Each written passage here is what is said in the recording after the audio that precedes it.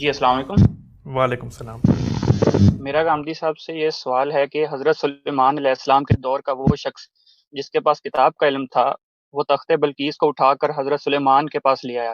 کیا آپ کے نزدیک یہ واضح ہے کہ اس شخص کے پاس کوئی نفسی علم تھا، یا اس بات کا امکان رکھا جا سکتا ہے کہ وہ کوئی نبی یا فرشتہ ہو؟ کیونکہ کوئی بھی عام آدمی اگر اس سطح کا علم رکھتا ہو تو وہ بڑی بڑی چیزیں اٹھا کے ادھر ادھر کر دے، یہ تو اس طرح تو دنیا کا نظم ہی خراب ہو سکتا ہے۔ جی شکریہ۔ شکریہ۔ اس وقت یہی صورتحال پیدا ہو گئی۔ آپ دیکھ نہیں رہے کہ علم کی ترقی نے بڑی بڑی چیزیں ادھر ادھر کرنے کی طاقت دے دی ہے انسان کو۔ ابھی تو مصیبت پڑی ہوئی ہے کہ آپ کی جو ذاتی معلومات ہیں وہ بھی لوگوں کے پاس جا رہی ہیں۔ تو اس لیے یہ دنیا میں یہ چیزیں رہی ہیں۔ حضرت سلیمان ایک باجبروت بادشاہ ہی نہیں تھے، اس کے ساتھ اللہ کے پیغمبر بھی تھے۔ تو ان کو جس طرح بہت سی غیر معمولی نعمتیں دی گئیں، جیسے کہ قرآن کہتا ہے کہ وہ پرندوں کی بولی سمجھتے تھے، جانوروں کی بولی سمجھتے تھے، جس طرح جنات ان کی خدمت میں تھے، تو ان کے ہاں ایسے لوگوں کا ہونا کوئی بعید نہیں، اور وہ ان کے کنٹرول ہی میں رہتے تھے۔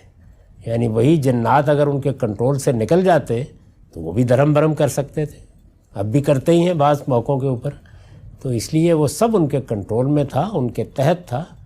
باقی رہ گئی یہ بات وہ کوئی نبی تھا یا نہیں تھا، اس سے کوئی فرق نہیں پڑتا میرے نزدیک۔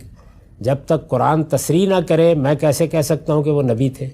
اور نبی ہوتے تب بھی انسانی ہوتے، اور نبی کو اگر یہ طاقت دی گئی جیسی طاقتیں حضرت سلیمان کو دی گئیں تو آپ کہہ سکتے ہیں کہ وہ بھی ادھر ادھر کر دیں گے دنیا کو۔ کیوں نہیں کریں گے؟ اس لیے کہ اللہ تعالیٰ کے حکم کے پابند ہیں۔ تو اللہ کے حکم کا پابند نبی بھی ہوتا ہے، اور نبی کے تحت رہنے والے بھی پابند ہوتے ہیں۔ ابو بکر نے، عمر نے، عثمان نے، علی نے، معاذ بن جبل نے اللہ کے پیغمبر کی اطاعت کی، پابندی کی، خلوت میں کی، جلوت میں کی۔ ان کے بارے میں یہ کیوں خیال کیا جائے کہ وہ اللہ کے نبی سے انحراف کر کے کوئی بڑا قدم اٹھا لیتے؟ باقی میرے نزدیک وہاں کتاب سے مراد نوشتہ خداوندی یا قانون خداوندی ہے، اور قرآن میں یہ لفظ بہت جگہوں پر اسی مفہوم میں آیا ہے۔ اس سے مراد بک نہیں ہے، یعنی اللہ تعالیٰ نے دنیا میں جو قوانین رکھے ہیں وہ قوانین نفسی بھی ہیں، مادی بھی ہیں۔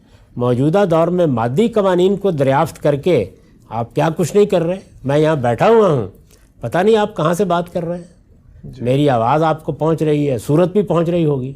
یہاں بیٹھ کے ہم گفتگو کر رہے ہیں، اور مریخ پر کوئی آدمی چاہے تو سننے کے لیے اسباب پیدا ہو گئے ہیں۔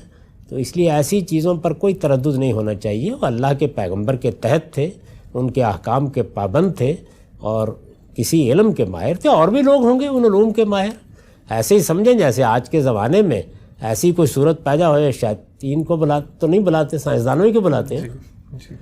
یہ آپ کے ہاں جو ابھی ایک بہت بڑا مسئلہ ہوا ہے کرونا کا، تو آپ سب نے کس طرف رجوع کیا ہے؟ سائنسدانوں کی طرف، کہ ویکسین بنا کے دو۔ تو اس سے کیا ہوا؟ یعنی کوئی خدا کے مقابلے میں لوگ کھڑے ہو گئے ہیں؟ نہیں، علم ہے، اس علم کا ظہور مختلف صورتوں میں ہوتا رہتا ہے۔ واضح ہو گئی سر بات۔ آگے